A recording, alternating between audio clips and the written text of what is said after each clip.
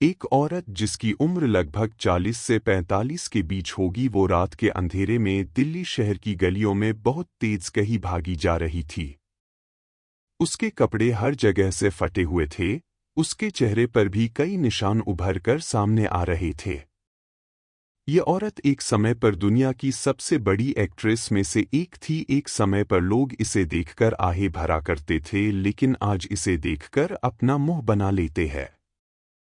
उसकी इस हालत की वजह से कोई भी उसे नहीं पहचान पा रहा था। वो औरत भागते भागते एक छोटे से चॉल के सामने पहुंची। फिर उसने चॉल के हर कमरे को खटखटाया, पर किसी ने भी दरवाज़ा नहीं खोला। तभी उसकी नज़र एक कमरे पर पड़ी जिसका दरवाज़ा खुला था, तो वो उस कमरे के अंदर जा घुसी। उस कमरे में एक लैंप था जिसकी रोशनी में कुछ धुंधला सा दिख रहा था। उस हल्की रोशनी में उसे खाट पर लेटा एक आदमी दिखाई दिया जिसने ब्लैंकेट से अपना मुंह ढक रखा था। क्या आप प्लीज़ मुझे यहाँ थोड़ी देर रुकने दे सकते हैं? वो लोग मेरे पीछे पड़े हैं, अगर मैं उनके हाथ लग गई तो वो मुझे मार डालेंगे। पर उस आदमी पर तो औरत की बातों का कुछ फर्क ही नहीं पड़ता, मानो उसे सुनाई ही नहीं दे रहा हो कि वो औरत उससे क्या कह रही थी। और अपनी बातों का उस पर कुछ फर्क न पड़ते देख वो औरत उस आदमी से बोलती है, देखिए मेरी बेटी एशिया की सबसे बड़ी सिंगर है, आपने भी ज़रूर उसका नाम सुना होगा। उसका नाम है समायरा मल्होत्रा। और समायरा मल्होत्रा का नाम सुन वो आदमी रिएक्ट करता है।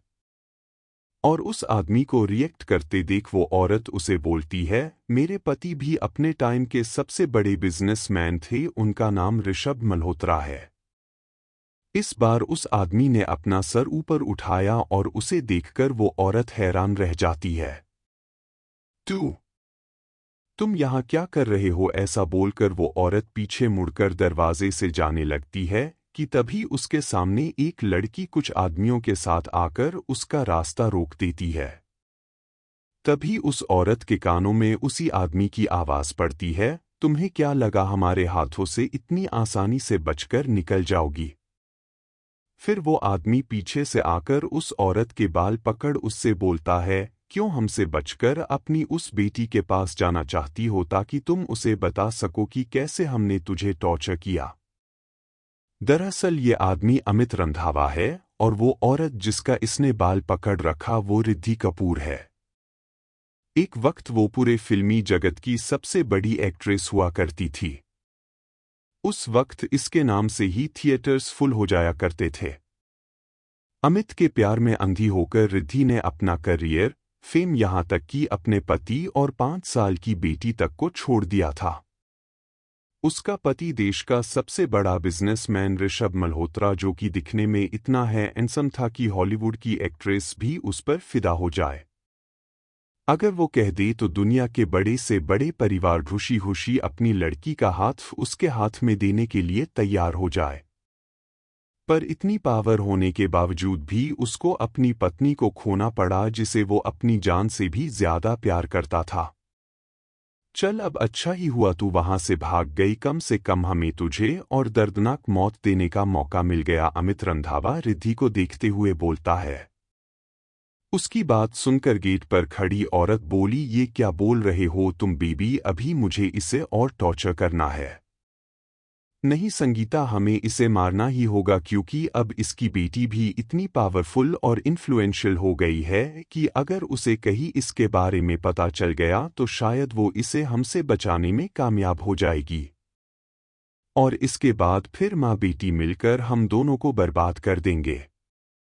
संगीता ने मुंह बनाकर कहा, ठीक है, पर इसे मैं ही मारूंगी। इतना कहकर वो साथ खड़े आदमी से चाकू लेकर उसे सीधा रिद्धि के सीने में घोंप देती है और उसे तब तक घोंपती रहती है जब तक रिद्धि की आत्मा उसके शरीर से अलग नहीं हो जाती।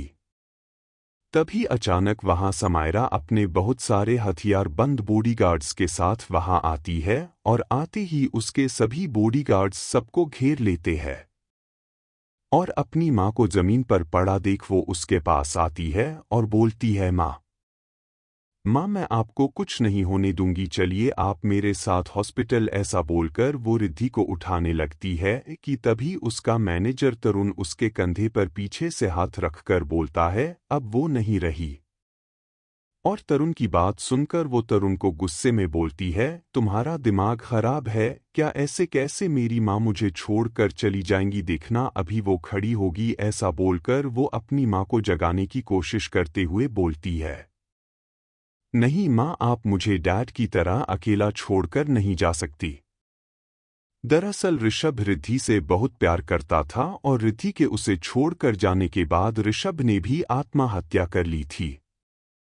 पर उसकी माँ को नहीं जागते देख वो अपनी लाल आंखों से तरुण को बोलती है मार डालो सबको। और समायरा का आर्डर सुनकर उसके सभी बॉडीगार्ड्स अपनी गन्स का निशाना अमित और संगीता की ओर कर उन्हें अपनी बंदूक की गोलियों से छल्ली कर देते हैं। तभी रिद्धि की आंखें खुलती है और उसके सामने उसका रूम था जिसमें उसने अपना बचपन बिताया था। पर मैं यहाँ कैसे? क्या मायरा ने मुझे अमित और संगीता से बचा लिया था? अभी वो ये सब सोच ही रही होती है कि तभी वहां एक 60-70 साल की औरत आकर उससे पूछती है आप ठीक हो ना रिद्धि मैडम? और अपने पास उस औरत को देख रिद्धि बेड से खड़ी होने की कोशिश करते हुए बोलती है कमला काकी आप जिंदा है।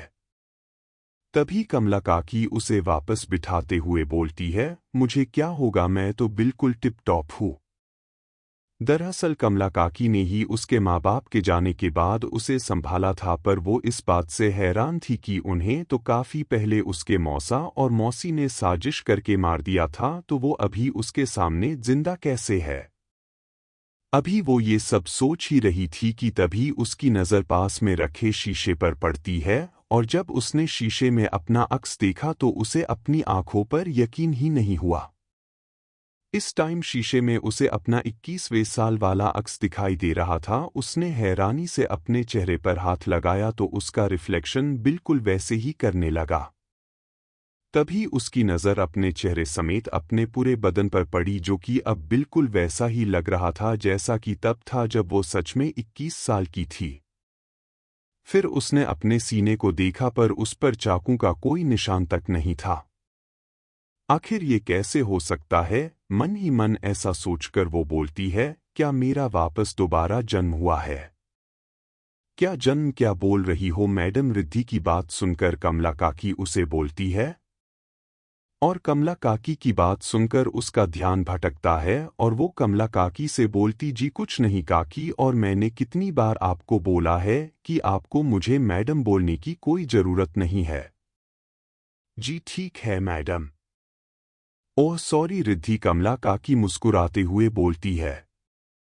इस वक्त तक रिद्धि और ऋषभ की शादी नहीं हुई थी और रिद्धि अमित की बहुत अच्छे फ्रेंड थे, या आप यूँ कह सकते हैं कि रिद्धि तो अमित पर पूरी तरह से लट्टू थी।